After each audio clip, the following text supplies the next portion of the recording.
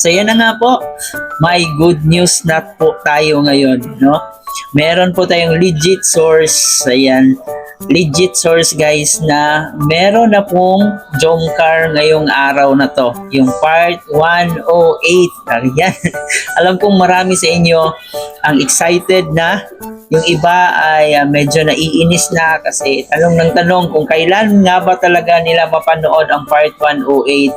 So, yung mga nakaraang upload kasi natin is i-upload na.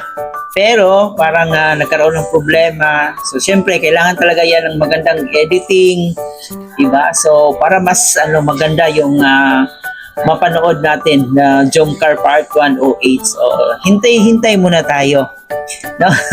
So, ngayon nga po ay good news na nga. Kasi may nag-confirm na po niyan. So, mamaya ay ating ipanood yung short video clip kung saan sinabi na this night na po talaga yung premiere ng Part 108. So, wag naman po kayong mainip dyan, no? Mga ka-Jomcar, mga kalingap.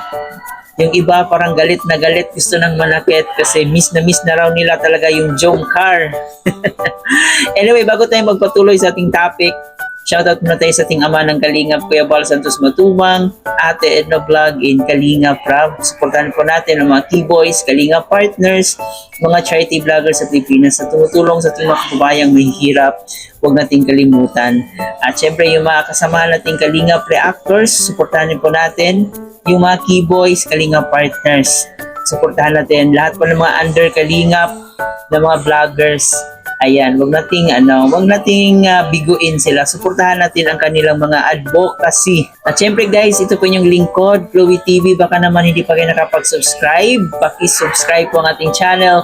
Paki-like and share ang ating video. And of course, paki-turn notification bell para laging updated every time na mag-a-upload po tayo. Mga ka-Jomcar fans, huwag na kayong magalit ha. Huwag kayong mainip. Kasi this day na po talaga, mai-upload na po yung Jomcar. Pag hindi na-upload yung Jomcar, so susugurin natin itong tao na to. Di, joke lang. So, may mga ganyang senaryo kasi na hindi na-upload kasi hindi pa natapos ang pag-edit or baka sobrang busy po ng mga editor ni Kalinga Prab. So, may mga ganyang instances na hindi natin inaasahan na mangyayari. Baka may mga emergency na kailangan unahin. So, kunting tiis lang naman, no? So, ang importante is meron na pong Jomcar, no? Na-shoot na po ang Jomcar. So, ang pag-premiere na lang po. Yun na lang po yung hihintayin natin. So, kanino nga ba galing itong balita na to? Bakit natin nasabi na confirm? So, ito ba legit? So, ito guys, panoorin mo natin itong short video clip na ito. Magulo pa, mga balita. Wala pang linaw. Basta ang may linaw lang po, mamaya po may Jomcar na. Yan ang dyan, malinaw dyan. 1 week na yung mga katanungan ng OMG, mag-abang na lang. Sabi ni Arlene SG. Importante yung magkasama ang dalawa at ang importante po, may part 108 na mamayang gabi. Yun na po yun. So, i-prepare nyo na po yun yung mga cellphones, chargers. Yan, at para marami tayo mamaya sa premiere. Ayun mga ka-Jomcar ha, mismo na po si Kuya Nel ang nagsabi niyan. Pero huwag po tayong 100% talaga naaasa kung ipi-premiere ba ngayon yung Jomcar. Pero at least, isa sa mga legit source po is si Kuya Nel, no? Isa sa sakalam po na reactor. Sana ay meron na pong premiere ang Jomcar natin this night. Hindi pa po yan kinonfirm ni Kalinga Prab. Hindi pa po niya pinost sa kanyang Facebook kasi usually pag merong premiere ang Jomcar or any love team ay magpo-post po siya sa kanyang Facebook page kung anong oras yung premiere. Pero sa ngayon wala pa po tayong nakikita wala pa po tayong nakikita confirmation kung meron nga ba talagang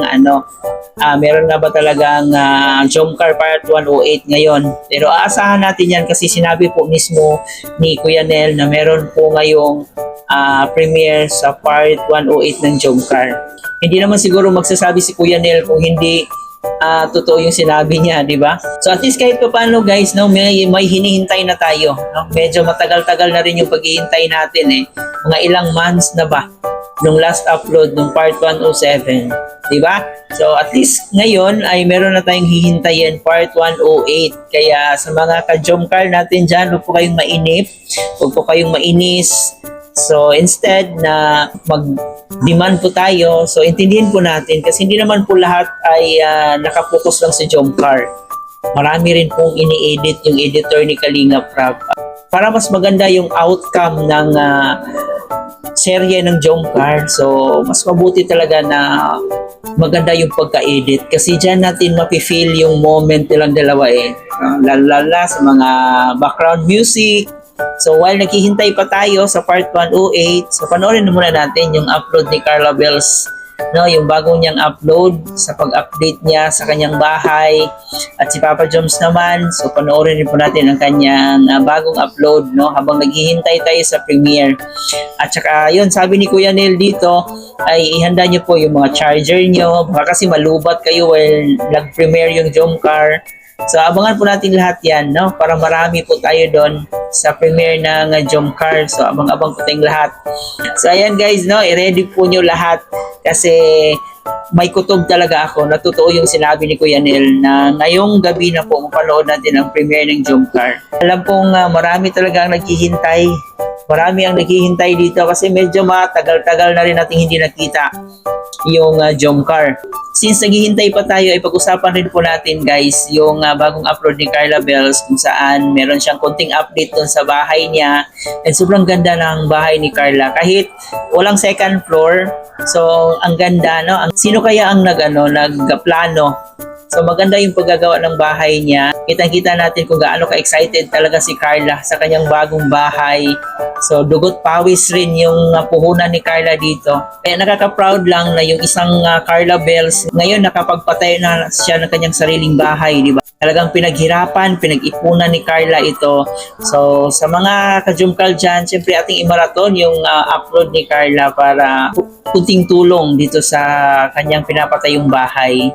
And excited na po ang lahat kasi malapit na po talagang matapos and malapit na rin po ang house blessings ng kanyang bahay. So for sure, marami ang dadalo dyan. Mga, lalo-lalo na yung mga solid Jomcar fans dyan, kahit malalayong lugar ay talagang dinadayo nila every time na may ganitong okasyon. So aasahan na po natin yan. So, ito talaga yung Jomcar ang pinakamatagal ng love team dito sa Kalingap, no? Hanggang ngayon ay nandun pa rin talaga. Nangingibabaw pa rin talaga pagdating sa views. Sana all. May nakita nga po tayong comment dyan na sinabi niya na wala dong something talaga yung Jomcar. Hindi ako naniniwala doon.